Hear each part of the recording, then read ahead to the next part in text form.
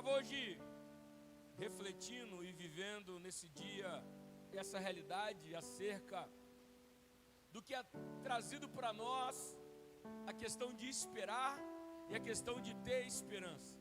Esperar é um pouquinho diferente de esperança. Esperança é esperança. Porém a gente vive esperas no nosso dia a dia que modifica muito a nossa rotina. Talvez você vá para sua casa e você não espere mais ninguém chegar. Então você vai chegar, você vai apagar as luzes depois de um certo tempo, você vai trocar de roupa, você vai deitar. Agora, se você estiver esperando alguém chegar, é um pouquinho diferente. Jesus até disse que quando ele voltasse, ele conta numa parábola que bom seria que os seus servos ficassem em vigilância esperando essa chegada. A luz acesa representa uma espera por alguém. Se você vai pedir alguma coisa para ser entregue na sua casa, você está esperando algo chegar. Você vai tendo uma esperança de que algo chegue. Talvez o exemplo mais nítido para nós é quando a gente está esperando essa entrega, né? Porque a gente sabe que tem um prazo para acontecer. Você pediu um lanche, você pediu um remédio, você pediu alguma coisa por meio da internet, ou que possa chegar na sua casa, ou você fez alguma compra online, e você sabe que é certo que aquela entrega vai chegar. Você está com uma esperança viva. Esperança quer dizer isso. É você ancorar ela no lugar firme, no lugar seguro. Porém, muitas vezes essa esperança nossa, por conta de ser uma âncora, pode nos impedir de querer avançar, se a gente não tiver ancorado ela no lugar certo. A nossa alma busca segurança, e toda vez que ela passa por situações complicadas, ela vai se agarrar à primeira coisa que ela vê, insegurança para ela. Por isso o escritor de Hebreus está dizendo para nós que é muito importante que nós tenhamos a esperança como uma âncora. Porém nós temos que saber que precisamos ancorar no lugar certo.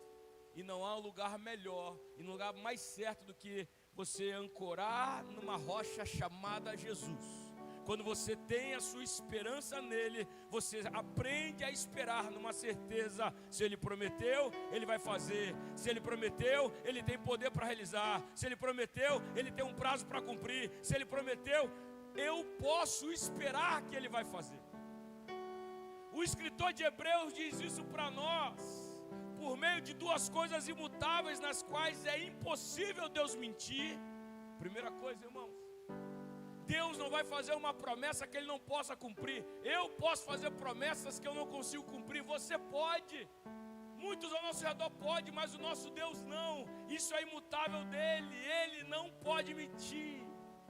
E se Ele disse algo ao seu respeito, espera, como você tem confiança de que uma entrega vai chegar na sua casa. Tem uma entrega de Deus vindo para a sua vida. Tem um prazo para acontecer. Tem uma hora para Deus fazer. Ancore a sua esperança nisso. Você não precisa ligar. Você não precisa perder o seu sono. Está certo que vai chegar para você. Tem uma esperança viva nesse Deus. Ele fala: duas coisas são imutáveis, é impossível Deus mentir. E por isso vamos ser firmemente encorajados que nos refugiamos nele. Nos refugiamos nele para tomar posse dessa esperança. Quando eu faço de Deus o meu refúgio, eu tenho confiança nas coisas que estão para acontecer. Eu acho que a partir disso a gente tem um filtro para poder dizer sobre essa espera que produz milagre.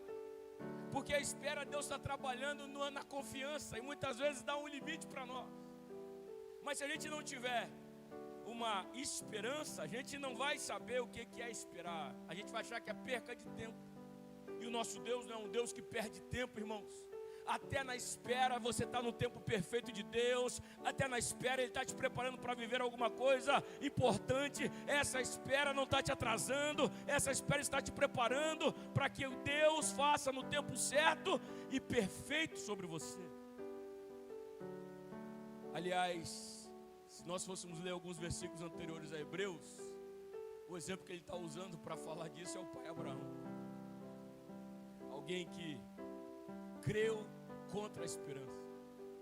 Se você usar o exemplo do delivery, alguém que pediu a pizza quando a pizzaria está quase fechando. Alguém que Deus falou para ele, ó, você vai ser pai de multidões. E esse cara não tinha filho nenhum, e a sua esposa e ele já estavam com idade avançadas, e nas redondezas nunca viram um senhor e uma senhora balançando um bebê. Agora Deus fala com ele, o coração dele enche de fé, mas o escritor de Romanos vai dizer que ele teve que crer contra a esperança, ou seja, nem âncora Abraão estava achando para isso, porque ele não tinha visto nas probabilidades mais ninguém, nunca tinha acontecido, mas ainda assim ele colocou a fé dele em ação, ele esperou no Senhor, ele creu no Senhor, e sabe, isso fez com que Abraão, um senhor de idade avançada, sua esposa Sara, uma senhora de idade avançada e estéril, pudessem viver uma totalidade da promessa de algo inédito, e não importa, então irmão e minha irmã, se ainda não aconteceu com ninguém ao seu redor, se você ainda não teve notícia dessa forma, creia que o Senhor tem poder para realizar na sua vida, espere que Ele tem poder para fazer essa entrega na sua vida, ancore a sua esperança firmemente nesse Deus. Esperar não é fácil, é um mundo que valoriza a pressa. Nós somos treinados para desejar tudo para ontem, mas o reino de Deus tem outro ritmo. Entenda que a espera não é perca de tempo, ela é o terreno fértil para a maturidade e a fé. Enquanto você espera, Deus trabalha. Quando você se sente parado, Ele está movendo peças que você não vê. É bonito demais falar isso aqui, mas viver isso no dia a dia é ruim demais, irmãos. Quando você está aguardando e parece que as coisas estão se atrasando, quando você está aguardando e parece que você não consegue enxergar essa ação, nem sempre Deus trabalha para que os seus olhos possam ver, mas se você confiar nele, Ele trabalha além dos seus olhos. Você dormindo, Ele trabalha, sem você ver, Ele trabalha, você longe, Ele trabalha, Deus trabalha em seu favor. Eu não sei se alguém falou isso um tempo atrás aqui na igreja, mas eu gosto de ver como que foi a abertura do Mar Vermelho.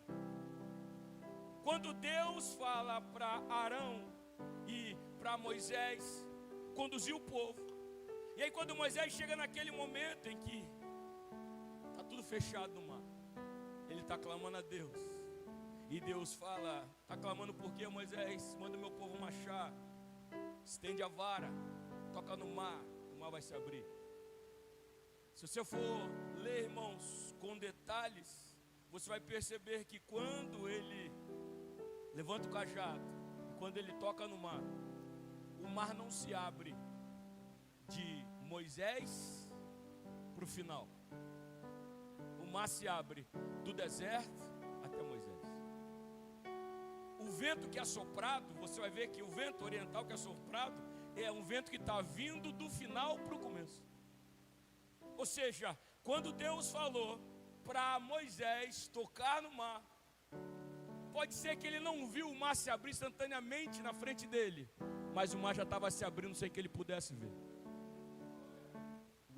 É interessante porque a gente está acostumado com o quê? Com a porta automática, né? Com o sensor de movimento. É Deus fazendo na nossa frente, para eu ver Deus fazendo aqui, e à medida que eu vejo Ele fazendo, eu vou dando passo. Não, Deus quer que primeiro você dê o passo, e Ele vai colocar o chão. Dá o segundo passo, e Ele coloca o chão. Dá o terceiro passo, e Ele coloca o chão. Quando Ele falar para você estender a sua mão, para profetizar, para acreditar, para crer, para que você possa lançar uma palavra, talvez você não veja o mar aberto à tua frente, mas Ele está vindo do final para o começo. O nosso Deus é o Deus que abre caminho. O nosso Deus é o Deus que deixa preparado as coisas. O nosso Deus é o Deus que primeiro trabalha para você, depois trabalha por você. Primeiro Ele trabalha em você, depois Ele faz através de você. O nosso Deus, quando entrega as coisas para nós, elas já estão prontas.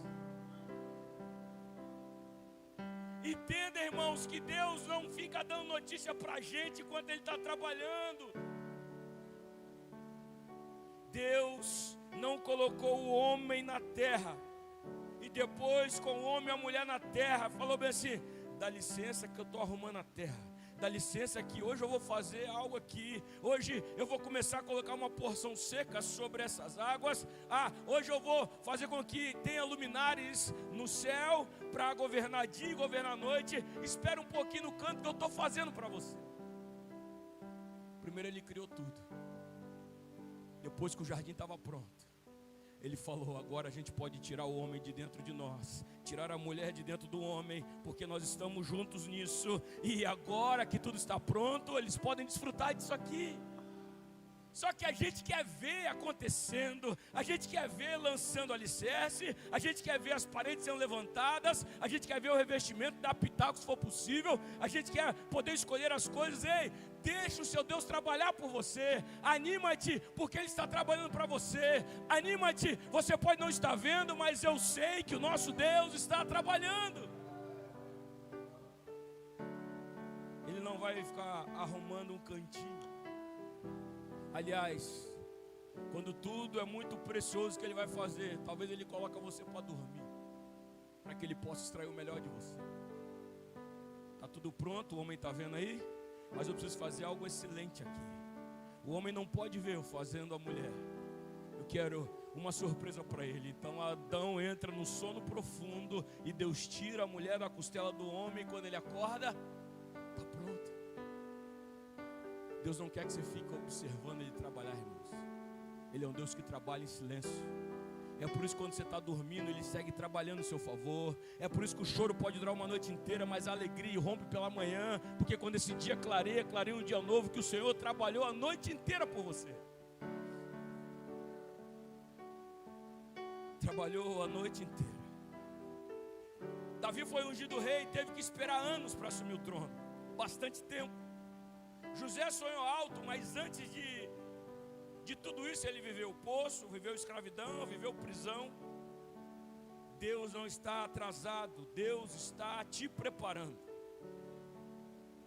O milagre não está apenas no que recebemos, mas em quem nos tornamos enquanto esperamos. Hoje, se você vive um tempo de espera, não se desanime. A promessa continua viva. Você pode dizer para quem está do seu lado: a promessa continua viva. Espere com fé, porque quem espera no Senhor nunca é envergonhado. Eu termino o texto, que é o que nós usamos nesses 40 dias. A espera é um processo de lapidação. É onde a ansiedade dá lugar à confiança, o desespero se transforma em dependência. Enquanto você espera, Deus fortalece a sua estrutura interior. Ele não desperdiça tempo, Ele constrói em silêncio. Deus não desperdiça tempo, Deus constrói em silêncio. E o tempo de espera é também o tempo de preparação para o que virá com peso de glória. Quando nós olhamos, irmãos, para essas esperas, eu quero terminar minha mensagem de hoje para a gente orar, concluindo a mensagem que nós recebemos domingo aqui na igreja. Eu saí do culto ainda refletindo em algumas coisas da mensagem, que no finalzinho a gente ainda falou sobre isso. E quando eu estava listando essas esperas, tem Davi, tem José, eu lembrei de Eliseu. E quando Eliseu aparece, ele aparece justamente no tempo em que Elias está findando seu ministério. Mas eu vejo que muitas vezes esse nos preparando que Deus tem para nós, é por isso que às vezes é melhor que a gente esteja como Adão, dormindo enquanto Deus faz, porque às vezes a gente atrapalha a ação de Deus. Essa confiança, enquanto a gente não vê, é muito melhor, mas quando a gente está olhando, quando Elá vai tomar uma injeção, eu já sei, ela tem que olhar para mim o tempo todo. Ela confia que eu estou lá e não vai doer. Mas aí quando ela vê a enfermeira chegando, irmão, aquela baixinha tira uma força. Muitas vezes Deus está querendo fazer e a gente não está deixando Ele fazer. A gente tem medo do processo. O processo de Elias, que nós vimos no domingo, quando ele acaba de se alimentar e ele vai romper um deserto, ele atravessa um deserto, ele come uma comida para atravessar um deserto. Ele não fica andando em círculos, ele tem uma direção. Porque o mesmo Deus que deu o alimento físico para ele ali, que deu a restauração para ele ali, foi o mesmo Deus que falou com ele que iria se encontrar com ele no monte. Então ele não estava preocupado se a pé, a distância que apareceu para ele no GPS, é que ele tinha que andar 40 dias. Ele andou 40 dias até chegar ao monte. Ele não ficou olhando, buscando descansar no meio do caminho, ele estava fortalecido com aquela comida. Mas o que me chamou a atenção é que ele não andou em círculos, ele teve uma direção. E muitas vezes o mais difícil para nós não é saber a distância, o mais difícil para nós é não ter a direção certa. E a gente vive andando em círculos. Por isso essa noite eu quero trazer uma palavra para nós. Eu quero orar no momento da oração, para que outubro, novembro e dezembro você não ande em círculos, mas para que você tenha uma direção clara de Deus e você traça esse plano. A sua jornada pode ser longa, mas você sabe para onde está indo. A sua jornada pode ser longa, mas você tem força para chegar lá. A sua jornada pode ser longa, mas você sabe que Deus te espera no final desse processo. Agora, esse Elias faz algo inacreditável, 40 dias em jejum, atravessando o deserto, na raça. Só que quando chega lá, o mesmo Deus que falou que ele estaria lá, é o Deus que pergunta para ele: o que você está fazendo aqui? Sabe que quando Deus faz pergunta para nós, ele já sabe a resposta, né? Mas ele quer saber como a gente vai responder. Ele quer saber aonde a gente está de verdade. Então toma muito cuidado quando Deus faz uma pergunta para você, porque Ele já sabe a resposta. Ela é discursiva, ela tem múltipla escolha, mas é onde Deus sabe exatamente onde está seu coração. Deus perguntou a primeira vez: o que você está fazendo aqui, Elias? E Deus só queria ter certeza de que a chave dele, apesar de tudo que ele viveu, não tinha mudado ainda. Lá ele fala o quê? Que mataram os profetas. Ele conta para Deus a novidade. Você não está sabendo não, Deus? Mataram os profetas. E eu sou o único que sobrou. E agora também estão procurando me matar, Senhor. Aí, acho que Deus falou assim: é mesmo, Elias? Não estava sabendo disso não. Você reparou que às vezes nossas orações com Deus é tentando atualizar Deus da situação do momento? É tentar dizer para Deus o que Deus já sabe, o que Ele muitas vezes está regendo, está permitindo. Mas a nossa resposta determina onde está o nosso coração, ou onde está o nosso nível de entendimento, ou aonde a gente pegou a nossa âncora e ancorou. Porque eu falar que a gente ancorar a nossa esperança em Jesus, esse é o objetivo final da palavra, mas ela hoje está ancorada em quê? Na injustiça, na violência, no passado, nas dores, no sofrimento, nas frustrações. Ela está ancorada, essa esperança é a âncora da alma. Elias, está fazendo o que aqui, Elias? E a resposta de Elias não foi a resposta que Deus gostaria de ouvir do profeta, mas entendeu que ele precisava continuar trabalhando no profeta. Ele falou: tenho sido muito zeloso pelo Senhor, o Deus dos exércitos. Os israelitas rejeitaram a sua aliança, quebraram os seus altares, mataram os seus profetas à espada. Sou o único que sobrou, e agora também estão procurando me matar. Solão, interessante. Então, saia daqui, fica do lado de fora, que eu vou passar com a minha glória sobre você. E aí Deus tem que continuar trabalhando no profeta para poder mover o profeta. Sabe por quê, irmãos? Ele saiu de Israel, ele saiu da presença de Jezabel, ele atravessou 40 dias de deserto, mas ele ainda estava preso ao que tinha acontecido lá 40 e tantos dias atrás. Como a gente pode estar fechando o mês de setembro, que mês longo, irmãos, e preso ainda em alguns meses para trás desse ano. Como às vezes dá vontade da gente não ter essas palavras e avançar mais. Mas como a gente está num ambiente onde Deus rege, conhece o nosso coração, muitas vezes Ele traz essa realidade para a gente, essa perspectiva para a gente, para dizer: eu não sou o Deus que trabalhei apenas no passado, eu sou o Deus que sigo trabalhando no seu presente e estou te preparando para ver o teu futuro. Então, o que você está fazendo aqui? Deixa eu ver a sua oração, porque pela sua oração eu sei como está seu coração.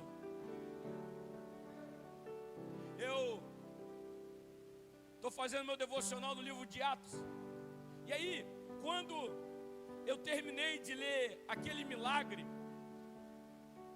que Pedro e João fazem na vida daquele homem que era o pedinte na porta do templo, aleijado, eu terminei com anotação na minha Bíblia. Deus me pegou ali demais, irmão. Aquele pedacinho ali, isso martela meu coração todo dia quando eu vou entrar na oração com Deus. Aquele homem, pastor Denilson, antes de viver o milagre, antes de experimentar o poder de Deus na vida dele, antes daquele dia, qual era as palavras que saíam da boca dele?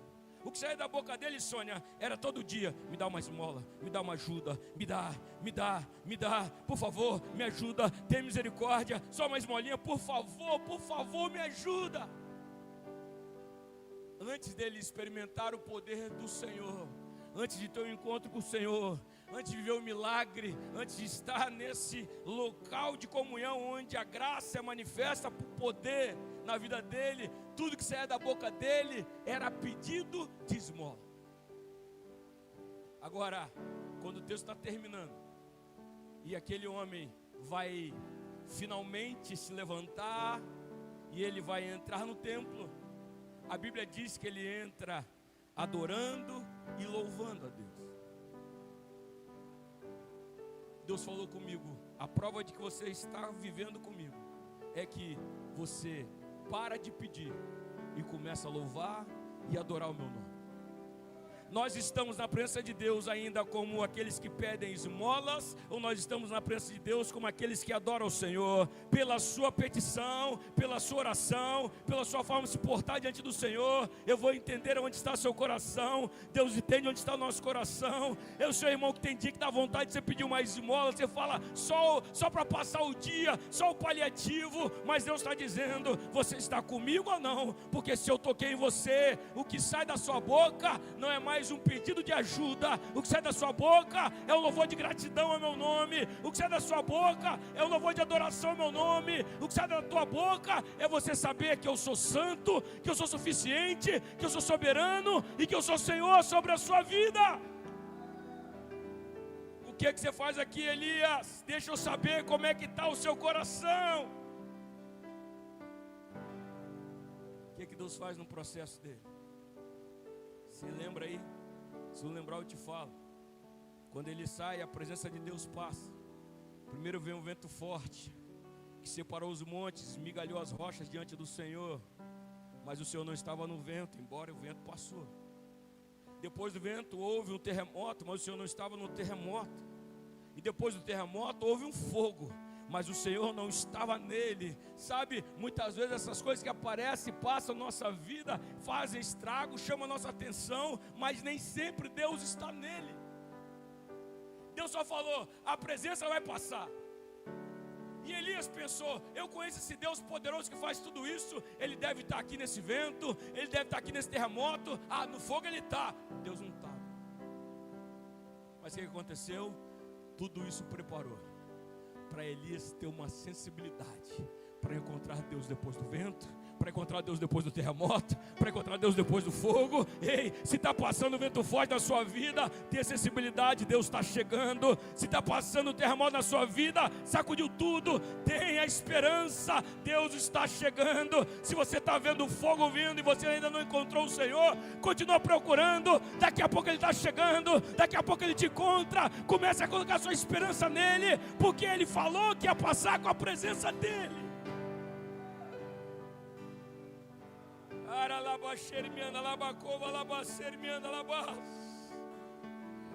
Cadê ele nesse vento? É o que nós perguntamos quando vem um vento contra a nossa casa. Cadê Deus no vento? Porque a gente tem esperança de que Ele vai vir. Passou um terremoto, cadê Deus nesse terremoto? Por quê, irmãos? Nós temos a confiança no Senhor, nós não vamos ser abalados, a gente colocou a nossa esperança nele, então a gente vai achar, em algum lugar nesse terremoto ele vai passar, em algum lugar nesse terremoto eu vou ver ele aqui. Não deixe os dias maus roubar de você a esperança no Senhor, mas continue esperando, buscando, observando, orando, sendo sensível de que Ele vai aparecer. Passou tudo isso, e aí que você que conhece, você já sabe, mas para relembrar para todos, depois do fogo, houve um murmúrio de uma brisa suave. Um murmúrio de uma brisa suave. Muitas vezes Deus pode estar falando com a gente na brisa suave, mas a gente está tão agitado que a gente não consegue observar. Aí por que Ele permite o terremoto? Para a gente parar um pouquinho. Por que Ele permite o vento forte? Para a gente observar um pouquinho melhor. Por que Ele permite o fogo? Vai purificando a gente vai ficando mais sensível. Quando Elias viu o murmúrio, pelo menos na minha versão, irmãos, na minha versão não diz que a presença do Senhor estava no murmúrio, mas Elias percebeu que aquela brisa, ele poderia sentir a presença de Deus.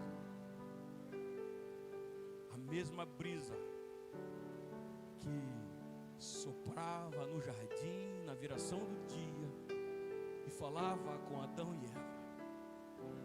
Uma brisa suave que tudo parou. Eu não sei se os efeitos ainda do vento, do terremoto e do fogo estavam acontecendo, mas aquela brisa fez Elias puxar sua capa, se recolher e entrar na caverna. Aí quando ele entra, Deus pergunta de novo. Eu estou terminando a mensagem. O que você está fazendo aqui, Elias? Sabe, irmãos, eu vi uma vez, essa palavra é de 2011. Tive a oportunidade de poder estar indo para um seminário, a escola de líderes do ministério do pastor Silas Malafaia, Slavec. E primeira vez que eu vi o pastor Cláudio Duarte, ele falou uma palavra que até hoje ficou martelando no meu coração. Ele fala que mesmo nas suas derrotas, se você aprendeu lições, então não foram derrotas, foram lições aprendidas para poder avançar para o nível novo. Então mesmo nos seus fracassos, se você consegue extrair lições disso,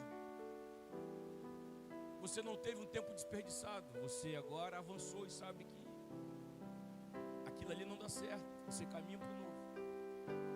Por que Deus pergunta para Elias 2 vezes o que está fazendo aqui? Para saber o que está no coração, irmão. E quantas vezes Deus pergunta para a gente está do mesmo jeito ainda. Porque mesmo depois do vento forte, do terremoto e do fogo, mesmo depois de tudo que Elias atravessou no deserto, mesmo depois do maná que ele comeu, um alimento que Deus preparou, mesmo de tudo que ele viu, quando Deus perguntou: o que você está fazendo aqui? Ele deu a mesma resposta. Ele falou a mesma coisa para Deus. Ele falou: tenho sido muito zeloso pelo Senhor, Deus dos exércitos. Os israelitas rejeitaram a sua aliança, quebraram os teus altares, mataram os seus profetas a espadas, e eu sou o único que sobrou, e agora também estão procurando me matar. Não tenta atualizar Deus de como está a sua situação. Ele está te vendo, Ele sabe como você está.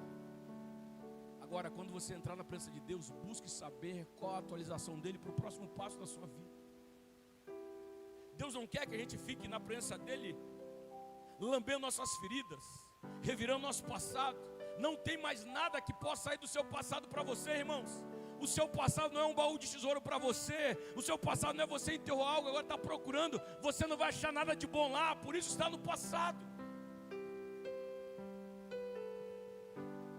O que mais me intriga, Devani, é que Deus não deu uma resposta para Elias, talvez como Elias esperava, dizendo: ó Elias, não é bem assim não, meu filho. Porque às vezes a gente quer isso aí de Deus, né?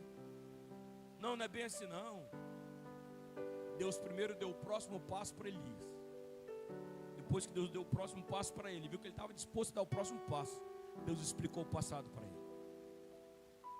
Deus revelou o oculto para ele. Deus nunca vai te revelar o seu passado sem te dar um plano de ação para o seu presente. Porque senão Deus sabe que você vai tratar só com o seu passado e vai esquecer de viver o seu presente. E esse excesso de passado está roubando você de tomar as melhores decisões no seu presente. Alguém está pegando o que Deus está dizendo aqui? Alguém está entendendo que Deus quer que a gente vire o mês e vire a história nesse sentido? Deus não quer saber se nós vamos atualizá-los de como sofremos. Deus quer que nós possamos estar na presença dEle. O que você está fazendo aqui, Elias? Eu quero saber, Senhor, qual é o próximo passo. Eu quero saber, Senhor, o que eu vou fazer com essa Jezabel. Eu quero saber, Senhor, o que vai ser da minha vida. Eu quero saber, Senhor, o que o Senhor tem para mim. Eu quero saber, Senhor, como sair dessa sinuca. Eu quero saber, Senhor, o que tem para fazer aqui. É isso que Deus estava querendo ouvir de Elias. Ô meu irmão, se Elias não aprendeu, a gente pode aprender. Deus está querendo ouvir isso de você. Deus não quer que você tenta dar o seu jeito e no final fala assim, me abençoa nesse jeito aqui. Não, Ele quer a sua dependência e que você espere pela ação dEle. O que você está fazendo aqui, igreja? O que você está fazendo aqui, minha irmã? O que você está fazendo aí de casa, vendo essa transmissão? O que nós estamos fazendo aqui? A gente está buscando convencer Deus de quê? Ou a gente vai aproveitar esse momento para ter o direcionamento de Deus, para ter a resposta de Deus não para as nossas dores, mas a resposta de Deus para seguirmos em frente para aquilo que Ele tem para nós. É para ancorar a sua esperança, a sua alma, mas o teu espírito, a tua fé, ela vive seguindo ao Senhor, livre, leve, caminhando com o Senhor. É para ancorar a alma, para que você tenha uma segurança, para que você tenha uma confiança, mas a sua fé, deixa ela leve, para que ela possa viver os milagres que o Senhor tem, para que a graça se manifeste em você. Quando Elias falou a segunda vez, Deus viu que ele estava ainda no passado. Deus então faz o que Ele faz com a gente. Ele dá uma palavra para a gente avançar para o futuro. Talvez o que você precise nessa noite, no momento da oração, é uma palavra para que você possa avançar para o seu futuro. Mas esteja disposto a abrir mão do passado. Tira a âncora de tantas outras coisas da alma e ancore a sua esperança no Senhor Jesus. O que Deus respondeu, pastor? Elias, volta pelo caminho. De onde você veio, vá para o deserto de Damasco. Chegando lá, unja Azael como rei da Síria, unja Geu, filho de Nissi, como rei de Israel, e unja Eliseu, filho de Safate, para suceder você como profeta. Geu vai matar todo aquele escapar da espada de Azael, Eliseu vai matar todo aquele que escapar da espada de Geu. Próximo passo, volta para o caminho. Próximo passo, volta a fazer o que você fazia tão bem. Próximo passo, eu não te chamei para fugir, eu te chamei para voltar. E Jezabel? Elias não fala mais nada de Jezabel aqui com Deus, e Deus não fala nada de Jezabel com Elias aqui, irmão.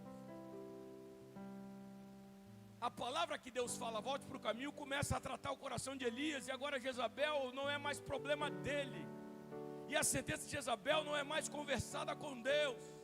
Ele só precisava de uma palavra. E quando Deus deu a palavra que era para ele voltar, ele entendeu, Josi, quem deu a palavra para eu voltar, me garante lá. Quem deu a palavra para me instalar, me dá a segurança para instalar. Quem disse para que eu pudesse voltar, é o Deus que já sabe fazer. Então agora, Jezabel, eu não tenho mais problema com você, porque eu estou debaixo de uma palavra. Se fosse da minha vontade, eu fugia. Se eu estivesse sozinho, eu corria, eu desejava a morte. Mas agora eu volto com uma palavra, eu volto com uma unção, e vou transmitir essa unção e essa palavra para as próximas gerações.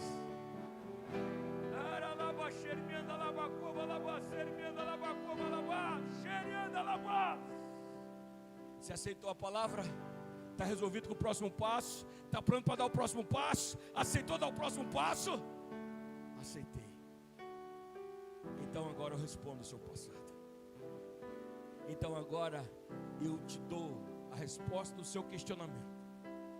Mas não é para você ficar com essa palavra aqui, é para você viver com essa palavra, tá bom?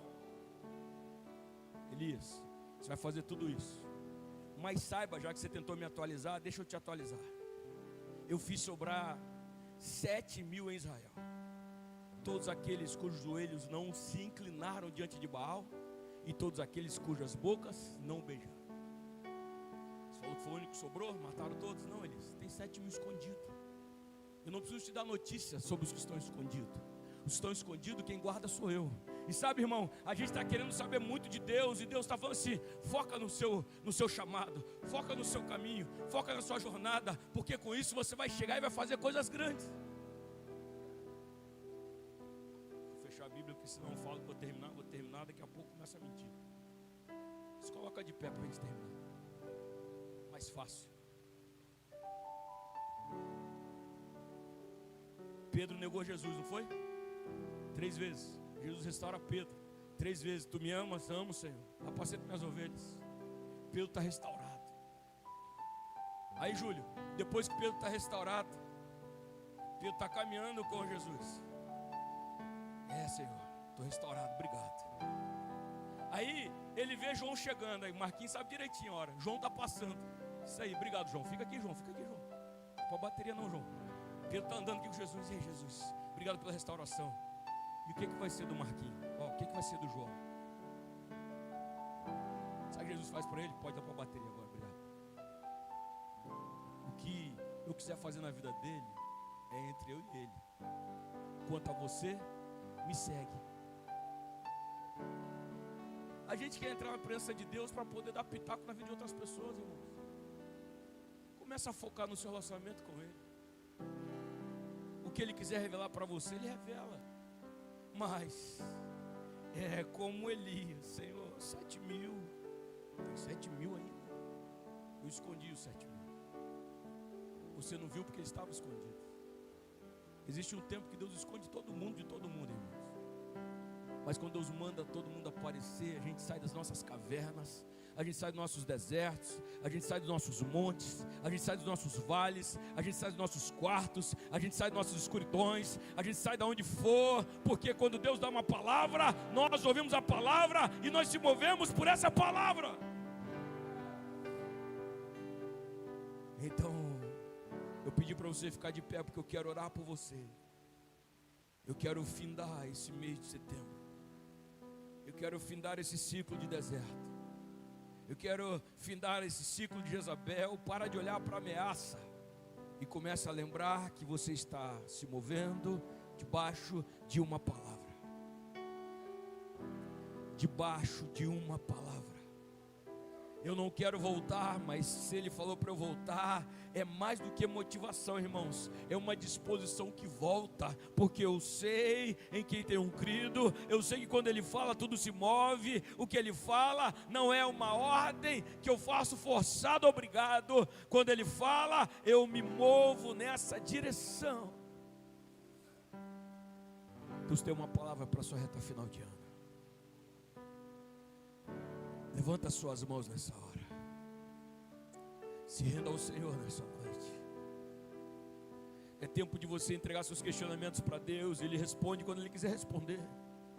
É tempo de você entregar as suas dores para Deus. É tempo de você levantar essas âncoras desses lugares aí. Você parou, não percebeu não? Você está paralisada, não percebeu não? Você está olhando porque aconteceu lá no passado. Ei, tire essa âncora desse lugar e coloque a sua âncora no Senhor. A sua esperança está no Senhor. A sua esperança está ancorada nele. Nele você tem segurança. Nele você tem firmeza. Nele você tem confiança. Ele é o seu refúgio. O que você está fazendo aqui, igreja? O que você está fazendo aqui, minha filha? O que você está fazendo aqui, meu filho? Ei, você vai me lembrar do seu passado? Eu já sei do seu passado. Eu posso falar para você sobre o seu futuro. Me canta labassori, me anda labas. Xeri me anda labacanta labassori, me anda labaxeri, me anda labas. Ele me canta labas. Oh, eu sinto a presença de Deus aqui, irmãos. Eu não vi vento forte passando, eu não vi terremoto passando, eu não vi fogo passando, mas eu sei que Deus está aqui. Eu sei que tudo isso preparou para Ele chegar. E talvez no meio desse murmúrio suave, você está sentindo a presença, você está sentindo a presença, você está percebendo a presença. É Ele falando com você.